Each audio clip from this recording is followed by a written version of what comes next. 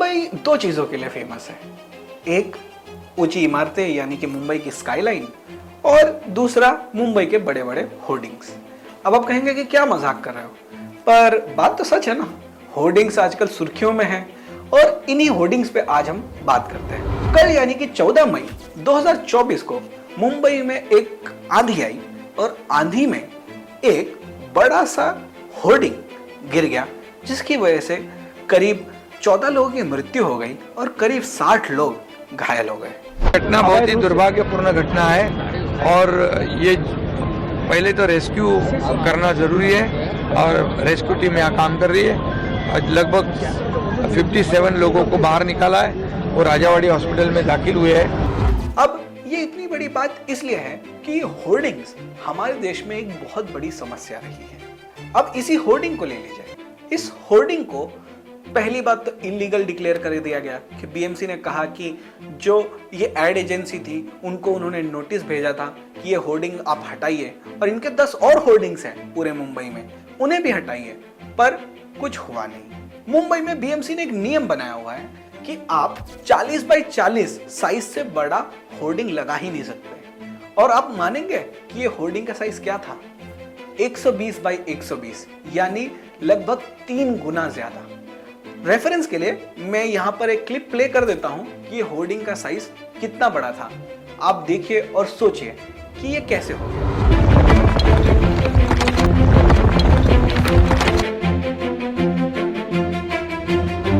ये होर्डिंग्स की समस्या हमारे देश में आम बात है।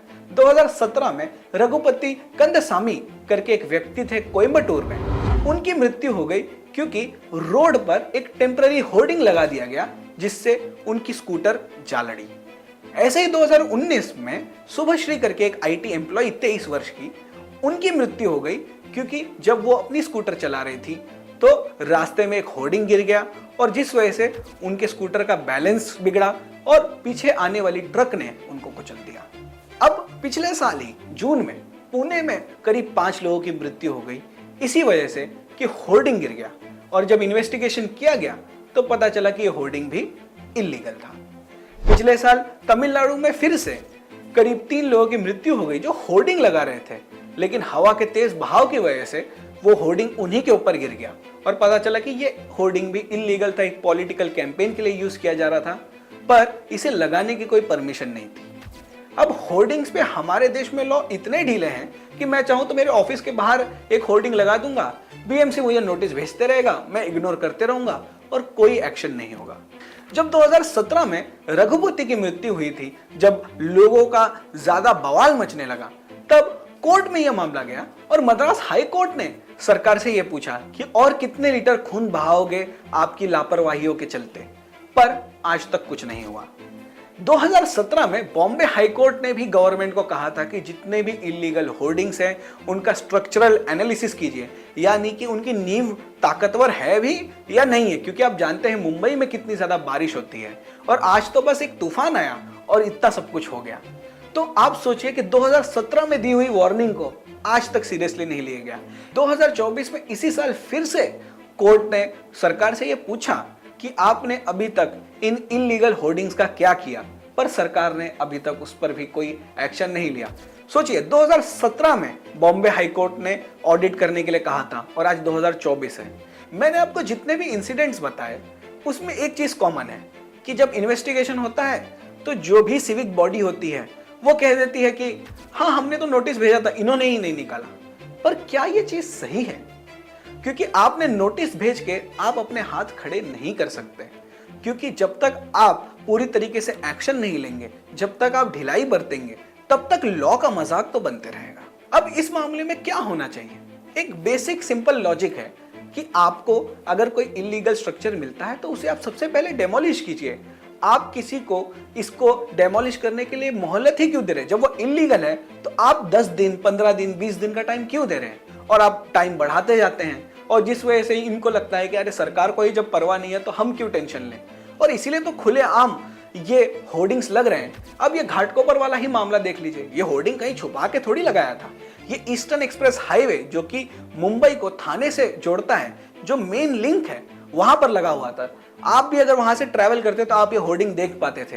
पर उस पर भी एक्शन नहीं लिया गया जो कि एकदम सामने है, यानी चोरी ऊपर से सीना चोरी, क्योंकि डर नहीं है ना लॉ का। अब आप देखिए, किसी नेता का जन्मदिन हो, कोई मूवी रिलीज हो रही हो, कोई नेता को आना हो, कुछ भी हो, आप होर्डिंग लगा देते हैं। कहां गए परमिशंस, कहां गया लॉ?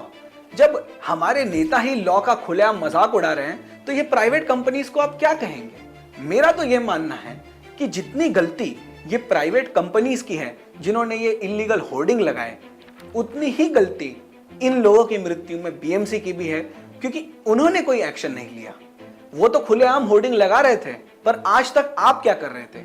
हमारे देश में तो ऐसा ही होते आया है, जब तक कुछ बड़ा ना हो जाए तब तक उस पर कोई एक्शन नहीं लिया जाएगा, और जब तक लोग बवाल ना करें तब तक तो कोई सुनेगा ही नहीं। और अभी जो जितने भी होर्डिंग है मुंबई में, उसका स्पेशल ऑडिट हो, स्ट्रक्चरल ऑडिट हो, जो विदाउट लाइसेंस विदाउट परमिशन है उनको काट दिया जाए, उनके ऊपर कार्रवाई की जाए, और जो आज इसके लिए जो जिम्मेदार है उसके ऊपर सदोष मनुष्यवध का गुनाह दाखिल करने की भी सूचना की। आप किसी भी दुकान में चले जाइए और अगर आपको कोई चीज एमआरपी से ऊपर दी जाती है तो कई लोग ले लेते हैं, और दुकान वाला भी ये नहीं बोलता अरे नहीं ये तो मैं ओवर प्राइस बेच रहा हूं, आप क्यों ले रहे हैं?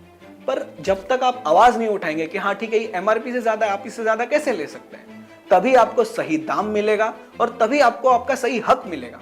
तो इसीलिए हम हमेशा लोगों को यही बताना चाहते हैं कि आप अपने हक के लिए जब तक खड़े नहीं होंगे तब तक इस देश में कुछ नहीं होने वाला है। आज तो ये विषय सुर्खियों में है, इसलिए हम वीडियो बना रहे हैं, आप इस पर बात कर रहे हैं, पर 6 महीने बाद सब भूल जाएंगे और सब वैसा ही होने लगेगा। तो जरूरी है आवाज उठाना, जरूरी है चीजों के बारे में बात करना जो गलत है, क्योंकि ऐसा नहीं चलेगा देश जब हम सोचते रहेंगे कि जो चल रहा है जैसे चल रहा है चलने दो, किसी को क्या फर्क पड़ता है।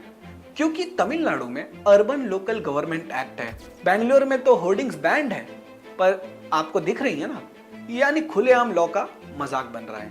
तो जरूरी है कि हम लोग आवाज उठाएं जो चीज गलत है। आप सोचते हैं कि थोड़ा सरदर्दी लेने से क्या हो जाएगा, पर जब तक आप आवाज नहीं उठाएंगे तब तक कुछ नहीं होगा। आप ये वेट मत कीजिए कि अच्छा दूसरा बंदा बोलेगा तब मैं बोलूंगा। जब तक आप पहल नहीं करेंगे तब तक इस देश में कुछ सही नहीं होगा। तो जरूरी है हम जैसे लोगों को जागरूक बनने की और एक जागरूक नागरिक के नाते इस देश को आगे बढ़ाने की। इस विषय पर आपकी क्या राय है ये हमें कमेंट सेक्शन में बताना बिल्कुल मत भूलिएगा, और याद रखिएगा दिन हो या रात हमेशा दे न्याय का साथ। धन्यवाद।